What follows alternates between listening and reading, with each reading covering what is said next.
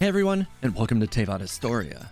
Over the past 2 years, I've spent many hundreds of hours exploring and explaining the lore of Genshin Impact, with a particular focus and interest given to the game's many characters. Whether it's a deep dive into the history of a character, or a theory requiring speculation of their potential future actions, their lore has been a driving force of this channel since day one. In this video series, rather than telling you the history or story of a character, I'll address their popular misconceptions in order to help you better understand them. Of Genshin's roster of characters, Raiden Ei has been more divisive than just about any of the others since her first arrival in the story. While some have simply been along for the ride no matter the path, others have taken a harsher stance, suggesting that Raiden Ei should actually be considered a villain. But I don't think it's that simple. And today, I'm going to provide arguments and evidence that I hope may help reshape how some of you view this character. This is 5 reasons you don't understand Raiden Ei. Number 1. Ei is a villain who has done horrible things, including starting a war. From the moment Inazuma's Electro Archon arrived, for many, a certain image was painted of an inflexibly rigid, unfaltering, and cruel, all-powerful god, causing many to project upon her expectations that she play out the role of a villain. While some of those words can describe Ei as we first met her, those words take new meaning undeniably when we use them to describe the puppet. So true is that statement that those words can seem insufficient to describe Ei afterwards. That becomes ever clearer after the events of her second story quest. But allow me, if you will, to draw a line between the two. In version 2.0, we watched as the Raiden Shogun takes the vision from Toma's hip, with intent to inlay it upon the still mysterious and unexplained statue of the omnipresent god. Upon our traveler's interference in this moment, she shows her power, descending from the decking around the statue of the viewing area to the area below, walking on pure electro energy in what was one of the most memorable moments in the entire game. This might seem obvious to some of you, but it bears purpose to point out that this individual was not Ei. This was as it had been for several hundred years before, the puppet. Raiden Ei was only the inhabitant of the body we saw when the puppet's eyes were aglow with purple energy. And even then, we learned from Ei during her first story quest that she had not been a regular inhabitant of the puppet's form at all. To do so in her mind at that time would have exposed her to erosion. We also learned the Vision Hunt decree had her tacit approval, tacit being a word meaning that she only ever provided passive, silent approval by not interfering with the puppet's current path. But that said, she openly admits that she did not have full knowledge of what had been happening within Inazuma unless it was related directly to eternity itself. So, the war was left to be the domain of her puppet and the Tenryu Commission. Ei designed that puppet to act autonomously without oversight, allowing her to remain focused on eternity and sealed away such that she could prevent erosion. Ei very much needed to trust the puppet could apply her vision of eternity without issue, as Ei's dedication to her principle of eternity at that time saw her give up her physical form and bind herself to the Musa Ishin. So with all of that outlined, recent events in Inazuma, which brought about the Vision Hunt decree and a war with the Watatsumi Island resistance, were caused by the Fatui's knowing manipulation of the complex yet malleable Raiden Shogun puppet. Their influence is what nudged both sides into a war, causing the death of countless Inazumans, and so in a way, being referred to as the puppet is the perfect way to describe her. While Ei established a complex set of rules and guidelines that dictated how she would enact her will, the Fatui's intel allowed them to pull her strings, unknowingly, as a result of her predictable programming, allowing the puppet to be misled into bringing harm to others. However, the main point here is that Ei trusted the puppet to act in the interest of eternity and needed not every detail of how it was implemented. As we all know, Ei would later discover that while eternity may have been the principle nearest unto heaven, eternity is also nearest unto folly as well. Perhaps that, in and of itself, is the lesson to take away regarding the many great lies of Celestia that are becoming apparent as the game's Archon questline continues to drive ahead. Number 2. Ei's first story quest was a pointless date quest. One of the single most eye-twitchingly cringy comments I've heard frequently about Ei since her first story quest is this idea that it was a date quest. I'm gonna be brutally honest here, guys. That quest was in no way a date quest. In fact, I suspect for some of those who actually firmly believe this, they must have been on some dates where the other person involved had no perception of the date whatsoever. Ei's first story quest was a critical and much-needed entry which establishes Ei as a much more sympathetic character, and notably more human and thus flawed than was previously understood. That is to say, Ei has indeed become capable of seeing past her heavenly principle, and was not completely hardened by the tragic events causing her to cross a point of no return. Certainly, those events contributed to strengthening her staunch dedication to eternity for a time, but they didn't make her a murderer or someone incapable of compassion, as was clearly outlined by her unwillingness to kill Kujo Kamaji of the Tenryu Commission at the resolution of their duel. Furthermore, throughout the quest, there weren't even subtle tones which would suggest an overtly romantic theme was the intent of the quest's direction.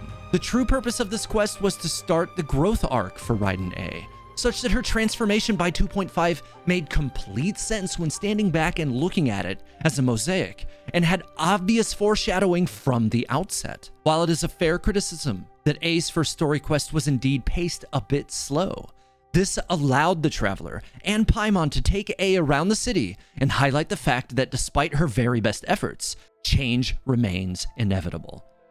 But this opportunity for epiphany only existed due to the approximate 500-year period in which Ei remained isolated. This allowed Ei to form a mental snapshot of what things used to be like, without the decision to essentially lock herself in her room. Another decision the community consistently criticizes Ei for. It's unlikely this realization ever could have occurred. To make a comparison, it's like moving away from your hometown for the first time. You've spent your entire first couple decades of life there. You come to feel as if you know every inch. It's comfortable, it's familiar. While living there, most changes don't seem substantial unless they directly impact you. But after moving away for many years, when you return, those many subtle changes that keep happening over time in your absence add up into a perceptually instantaneous and dramatic change that renders your hometown unrecognizable. This was the effect that finally allowed the fragment of truth behind her sister Makoto's principle of transience to finally break through in a way that it never had before. Even when she lived among her friends, her sister, and the people of Inazuma, prior to and during the cataclysm and subsequent war, she remained unwavering in her positivity that eternity was the answer. And her first story quest is what established the threads that led to a major shift in her personality. Number 3. The reason Ei realized eternity was impossible made no sense. I've seen the statement made on many occasions that Ei should have realized eternity was a flawed principle when hearing that a war broke out as a result of the Vision Hunt decree, as opposed to truly beginning to see the flaw in it, only when realizing something simple like dango vendors and other stores have changed in Inazuma over the centuries. But here's the thing. Ei was a samurai, a body double, living in the shadows for her sister Raiden Makoto for many centuries. Ei's domain was that of violence, war, and death. These things would not be catalyzing factors when considering what might influence her into believing that her heavenly principle was wrong. The battlefield was her home, and as such, those wishing to go to battle for the honor of something they believed in is a concept Ei understands very well. It would not be an in-character reason for her to execute a heel turn on her 500-year-long plan. Furthermore, what with the pre-existing history of conflict with the people of Watatsumi, it is much more likely she would see their challenge as a continuation of battles with Watatsumi from the past. Thus, she would not be shaken remotely from the path of eternity by something that was in all probability already a calculated and expected future occurrence. Number 4. Ei killed Kazua's friend. Sorry, bluntly, no, she did not. We have no reason to believe that she had any role in that at all, as Ei stated openly that she was only aware of events relating to eternity, and as such, leaving her meditation to strike down an already defeated challenger would have certainly been a waste of her time. Furthermore, he, much like Signora, agreed to an open duel with acceptance that loss would result in death by Misono Hitotachi, so it is not as if this was a scenario akin to a cold-blooded killing. He knew what he was getting into, stood up, and willingly became a martyr for the resistance. Best case, for that argument, we have a scenario here that is unclear who was directly responsible for bringing the blade of the Musa Ishin down upon Kazua's friend. A man who clearly knew precisely what he was getting himself into and knew exactly what his actions would cost. Number 5. Ei's story and the Inazuma arc on questlines were rushed, poorly written, and executed. Wow. Okay, this one I could not possibly disagree with more. Counterintuitively, the fact that many carry misconceptions about Ei resulting in a failure to recognize her overarching growth and sentimentality as a character, stands testament to the effective strength of the oppressive tone established during Inazuma's first questline, lending a lot of sympathy to the plight of the Resistance. First, to address the execution and direction itself, Ei's story quests, as I've mentioned, highlighted Ei's journey quite effectively, not only addressing her inner conflict, but doing so with a lot of care to show the emotional and physical difficulties the character experienced throughout. They also took great care to consistently show that Ei carried herself in a more casual demeanor than did the puppet. The puppet often carried herself in a confrontational, battle-ready posture, or a closed-off arms-crossed position. This, in coordination with the two having a very different way of speaking, on top of the fact that Ei was always depicted with glowing eyes in scenes where both characters were present, culminates in making it quite easy to understand which of the two was on screen at any time. The little details were consistently on point. As for the writing itself, Ei as a character has shown more growth than any other character in Genshin Impact thus far, and certainly far more growth than the other Archons. Now, as much as I like Zhongli and Venti as characters, they were very much completely developed characters on arrival, with most of their growth occurring centuries ago, completely off-screen. And as a result, they remain by and large the same character at the end of their respective quests as they were at the start.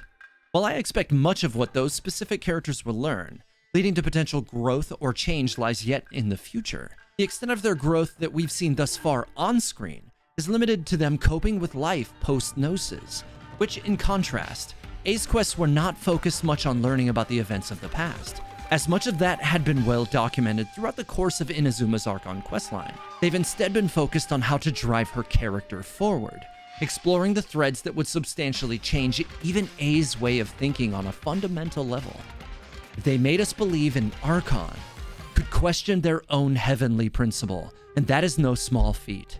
Venti and Zhongli, despite all the tragic circumstances of their lives, do not question their own respective ideals. And it is also interesting to note, one aspect of growth that Zhongli and Venti do have, which is ongoing, is the one aspect of growth that Ei has resolved off-screen.